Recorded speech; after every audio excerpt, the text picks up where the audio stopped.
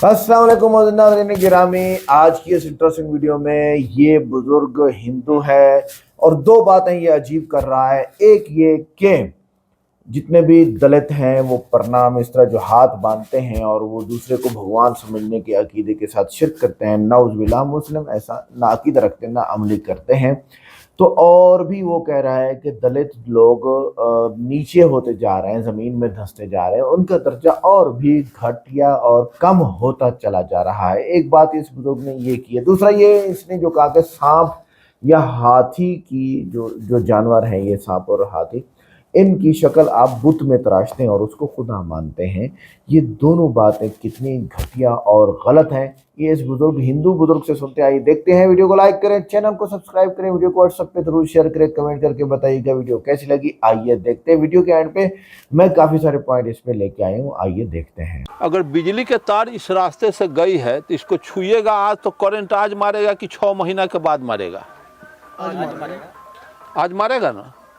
तो जब करंट कोई नौजवान छुएगा, करंट मार देगा, नौजवान अगर मर गया, डेथ कर गया यहीं, तो हजारों आदमी देखेंगे कि इसको छूने पर मर जाता है, फिर कोई नहीं छुएगा, डरे नहीं छुएगा। और वो कौन सा चीज़ है, कौन सा ज्ञान है, क्या है कि मिट्टी का देवता बना दिया, मिट्टी के देवता को बना करके वही गजनी गोरी विदेशी सब आया, उसको तोड़ करके सोमनाथ के मंदिर में हिस्ट्री में पढ़े हैं ना कि 1026 में गजनी आया, सोने चांदी के देवी दुर्गा को तोड़ करके मुगदर से कूच करके 80 को खच्चर गधा हाथी पर लाद करके अफगान ले गया।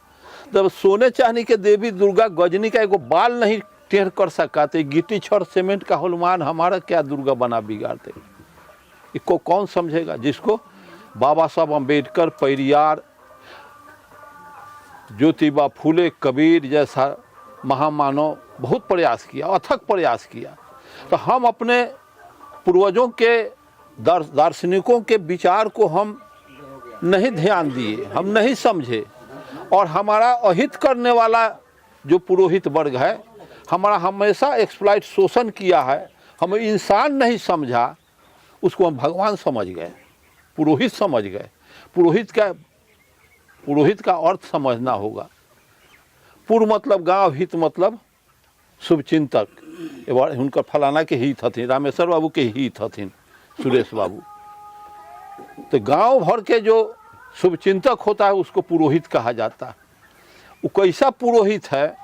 एक शब्द मैं कहूँगा कि आपके समाज में जब आर्य ये लोग आए विदेश से, तो ये लोग सिर्फ मर्द लोग आए थे, घोड़ा से आए थे।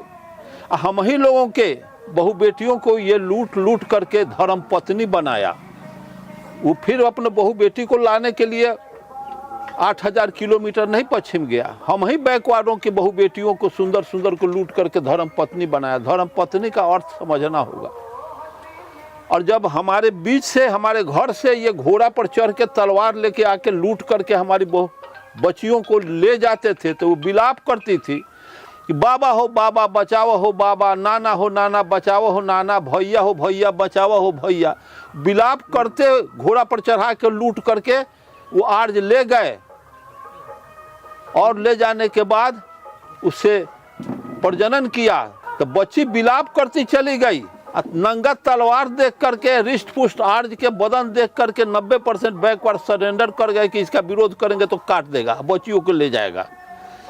ऐसी स्थिति में आज भी हमारी माँ बहनें शादी ब्याह में गीत गाती है, विलाप करती है कि बाबा बाबा पुकारी ले बबो न बोलले हे, भैया भैया पुकारी ले भैयो न बोलले। शादी ब्याह में आपके यहाँ गीत चलता है। जी, जी। आज भी विलाप हमारी माँ बहनें कर रही है, इतिहास का रिपीटेशन कर रही है, लेकिन समझ नहीं रही है कि हमारे समाज की महिलाएं, हमारे पुरुष भाई लोग नहीं समझ रहे हैं कि किस दिन। और ये भाई कहे हैं, और वो हमारी बच्चियों को मड़वे में शादी कराता था वो लोग, ब्राह्मण लोग। और वो संस्कृत में जो उच्चारण आज सुने हैं ना, संस्कृत में, वो कोई समझा है कि गाली दे रहा है कि आशीर्वाद दे रहा है? और आप जैसे इतना लोग हैं कोई अगर आदमी आ गया इस सभा में तो सब कोई उठ के प्रणाम प्रणाम प्रणाम कीजिएगा, तो वो आदमी समझ जाता है कि I am superior than all, मैं सबसे सुपर हूँ, कि सब आते आते हमको रिस्पेक्ट देने लगा, प्रणाम करने लगा। और जिसको प्रणाम न कीजिएगा तो वो उसका कोई मान्यता उसमें नहीं होता है। ऐसी व्यवस्था जब कब प्रणाम करना अच्छी बात है तो अच्छे कर्मों का अनुसरण तो सबको करना चाहिए। तो भारत में सबसे ज़्यादा प्रणाम करके आशीर्वाद लेना अच्छी बात है, तो सबको आशीर्वाद लेना चाहिए। तो भारतवर्ष में सबसे ज़्यादा प्रणाम कौन किया?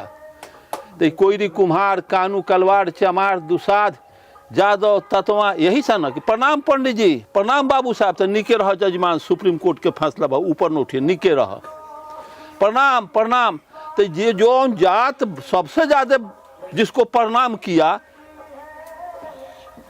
और टोकरी के टोकरी आशीर्वाद लेके कोठी बखारी में भरा, तो जो जितना आशीर्वाद लिया उसका उतना ही बिगड़ गया। ब्राह्मण क्षत्रिय कहियो आशीर्वाद ही छोड़ जात से न लिया, उसका उतना ही चकाचक है। इसका मतलब आशीर्वाद लेना बुरी बात है, प्रणाम करना बुरी बात है। प्रणाम करने से अगर समाज का कल्याण होता तो प्रणाम करना अगर अच्छी बात है तो अच्छे कर्मों का अनुसरण तो उसको भी करना चाहिए। कि अहिर, कोयरी, कुर्मी, कानू के उम्रदराज पढ़ा लिखा के ओकरो छोकरावा को प्रणाम जादव भाई, प्रणाम गुप्ता भाई, प्रणाम चमार भाई, प्रणाम दुसाध भाई करना चाहिए, प्रणाम कोयरी भाई, ये सब करना चाहिए ना। तो उसके यहाँ ये प्रथा प्रचलन नहीं है, हमारे समाज में एक तरफा है। तो जो जितना आशीर्वाद लिया उसका उतना ही बिगड़ गया, जो किसी से आशीर्वाद न लिया उसका उतना ही चकाचक है। इसका मतलब आशीर्वाद लेना बुरी बात है। अब मानिए ना मानिए, खुशी आपकी, हम मुसाफिर हैं, कल अपने घर जाएंगे। जो बाबा साहब अम्बेडकर नहीं होते, अंग्रेज का आगमन इस देश में नहीं होता, तो अरुण गुप्ता आज यहाँ नहीं आता। और ये आप अगर समझते हैं तो ये भूल है। आज आप जो भी आज भी आपका वो गंवई आए हैं तो तनिका एक ठो उनके यहाँ गया है मंदिर का कोई केस देखे होंगे आप लोग, तो कहते हैं कि जाओ ना, तुम आए हैं काहे के लिए, देवतावा को कह देना अपना वो घर खुद बना लेगा। इसके लिए उन पर पूरा देश में बवाल हुआ, आप लोग देखे हैं कि नहीं? हाँ हाँ, गंवई साहब। तो जब देवता का हम ही घर बनावेंगे, हम ही भोग लगाएंगे, हम ही खिलाएंगे, हम ही उनका सारा खिदमत करेंगे, और हमारे ऊपर जुर्म होगा तो चुन्हाने नुका जाएंगे, तो उनका खिदमत करने की क्या तुक है? घर में देवता हम इतना चुका माटी के उढ़का बना करके पूज रही, हमारी दादी पूजती थी, हमारे पिताजी नहीं कभी पूजे। और जब घर में आग लगता है तो सांप, छुछुनर, कुत्ता, बिलाई सब घर से निकल के भाजा, देवता जड़ जाता है। जब वो अपना रक्षा नहीं कर सकता है तो आपका क्या रक्षा करेगा? कबीर क्या कहे थे? पाहन पूजे हरि मिले तो मैं पूजू पहाड़। ये पत्थर पूज रहे हो, सांप का पूजा करते हो, माटी के सांप बना दिया उसको पूजते हो, और जिंदा सांप मिलता है तो जुतिया के मार लाठी के पीट के मुआ देते हो। यह है ना सच्चाई? कोई देवता 56 करोड़ 33 करोड़ देवता बनाया है, ये हम लोगों के लिए बनाया है। देवता होता नहीं है दुनिया में, कहीं देवता 56 करोड़ और 33 करोड़ नहीं होता है। यही बगल में चीन है। अभी देखिए यूट्यूब पर खोल के, हड्डी नस रोग विशेषज्ञ डॉक्टर प्रवीण चंद्रा चाइना गए थे, पति पत्नी दोनों। तब मुझको फ़ोन किए, तो हम चीन से आ गए, तो आइए। तो हम कल के अच्छा चीन का कुछ संदेश सुनाइएगा ना? तो हाँ हाँ आइए ना। तो गए, 2 घंटा गपशप हुआ। तो यूट्यूब पर हम बुलाया, यूट्यूब पर उनका डाला गया, उनसे बहस जो हुआ है। चीन में जाने के बाद एक भी देवता वहाँ नहीं, एक भी साधु संत नहीं, एक भिखमंगा चीन में नहीं, कोई चप्पल पहना हुआ चीन में हम नहीं देखे।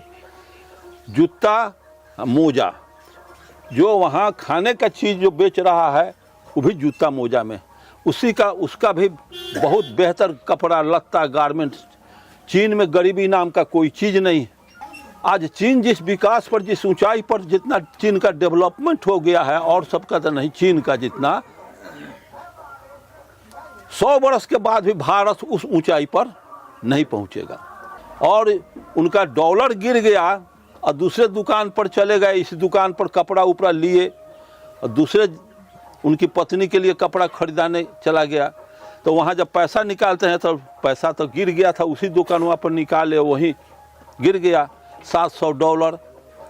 तो वहाँ से दौड़ते आ रहे हैं, तो वहाँ जो पहले से जो गहकी था वो डॉलरवा उठा के दुकानदार के जाके उसी दुकानदार को जिसके यहाँ थे वो रुपया ऊपर इधर चले आया और रुपया जाके डॉलर जाके जमा कर दिया कि सुनिए किसी का गिर गया है, आएगा खोजेगा तो उसको दे दीजिएगा। दुकानदार जमा कर लिया।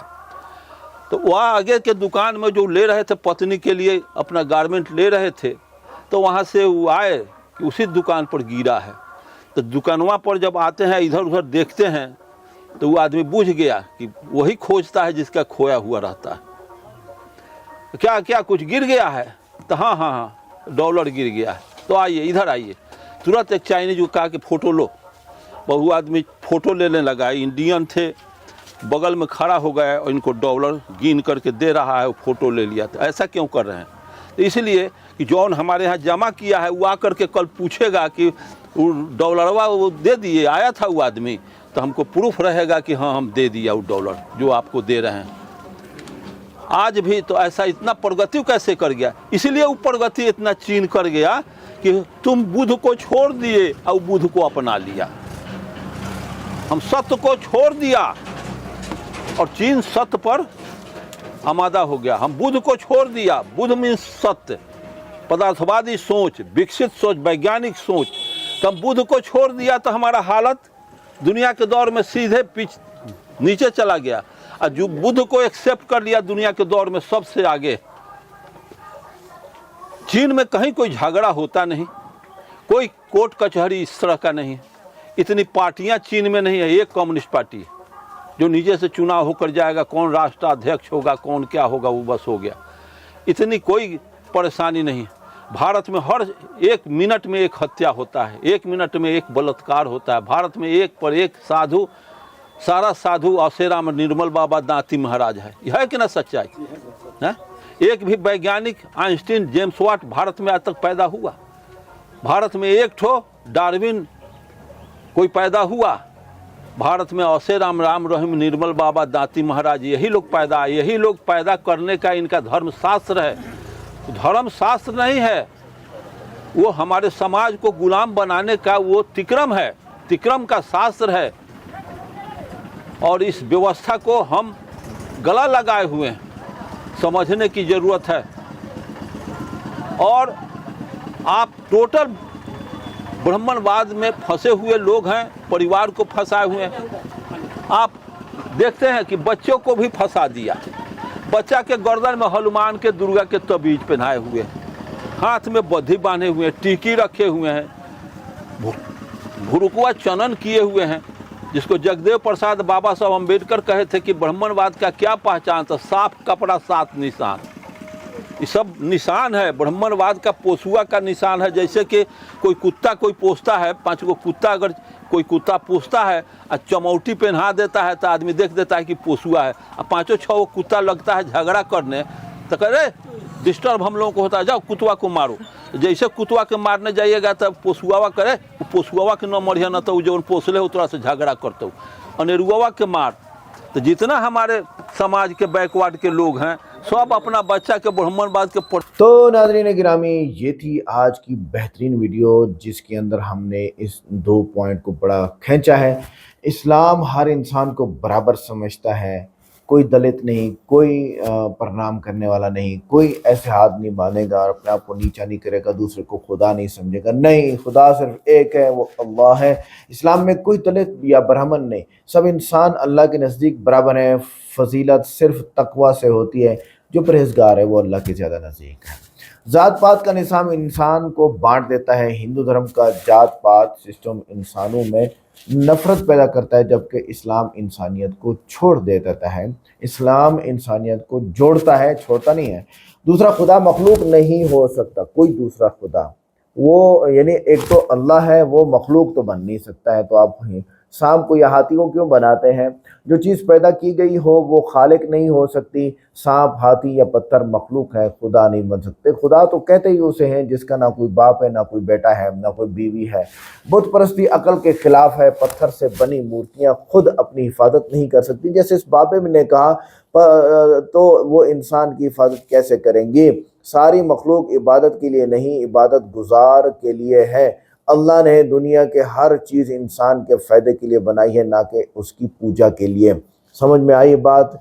ये सांप भी इंसान के फ़ायदे के लिए है, इबादत के लिए नहीं है। हाथी भी इंसान के फ़ायदे के लिए है, लेकिन इबादत के लिए नहीं है। कुरान कहता है कि अल्लाह की मिसल कोई नहीं, लैसा कमिस्लिही शै, सूरह शूरा आयत नंबर 11। अल्लाह किसी मखलूक की शक्ल में नहीं आ सकता। ये बात ज़हन में रखें। लिहाजा पत्थर की शक्ल में कोई, यानी अल्लाह नहीं आता। आ सकता है, आता नहीं है। उसने फैसला किया मैं नहीं आता हूं, आगे चले। अगर वो आ सकता है तो वो खुदा नहीं है, ये ज़हन में रखिएगा। और सारी मखलूक इबादत के लिए नहीं, इबादत गुजार के लिए है। अल्लाह ने दुनिया की हर चीज़ इंसान के फ़ायदे के लिए बनाई है, ना कि इंसान की पूजा के लिए। आगे सच्चे मज़हब की पहचान यह है कि अकल और फितरत से होती है। जो मज़हब इंसान को अकल के ख़िलाफ़ काम करने पर मजबूर करे वो इल्हामी नहीं हो सकता। इस्लाम ने ग़ुलामों और कमज़ोरों को इज़्ज़त दी है। नबी करीम सल्लल्लाहु अलैहि वसल्लम ने फरमाया, तुम्हारे ग़ुलाम तुम्हारे भाई हैं। इस्लाम ने मुसावात को अमली तौर पर नाफिज किया है। तो कोई छोटा नहीं है, भाई बनाया है। ग़ुलाम है, छोटा है, उसको भाई बनाओ, ऊपर ले आओ। दलित को ऊपर लाओ ना, तो ऐसे क्यों कराते हो उसे? तारीख़ में सबसे पहला शिर्क यही था कि लोगों ने नेक इंसानों के मुजस्मे बनाकर उनकी पूजा शुरू कर दी थी। कुरान में सांप, हाथी, ऊँट सबको अल्लाह की कुदरत की निशानी कहा गया है, खुदा नहीं कहा गया है। अगर मज़हब के अंदर नीच ज़ात का तस्वुर हो तो वो मज़हब इंसान का नहीं, इंसाफ का नहीं, जुल्म का मज़हब कहलाएगा। इस्लाम में अमीर और गरीब, काला और गोरा सब बराबर हैं। नबी करीम सल्लल्लाहु अलैहि वसल्लम ने हज्जतुल वदा के मौके पर यही ऐलान किया, अल-यौमा अकमलतु लकुम दीनकुम व अतममतु अलैकुम निअमती व रज़ीतु लकुमुल इस्लाम दीना। ये आयात उतरी, आप इस्लाम ने सुनाई। और इससे पहले फरमाया, किसी काले को गोरे पर कोई फ़ौक़ियत नहीं, कोई अजमी को अरबी पर, किसी अरबी को अजमी पर कोई फ़ौक़ियत नहीं है।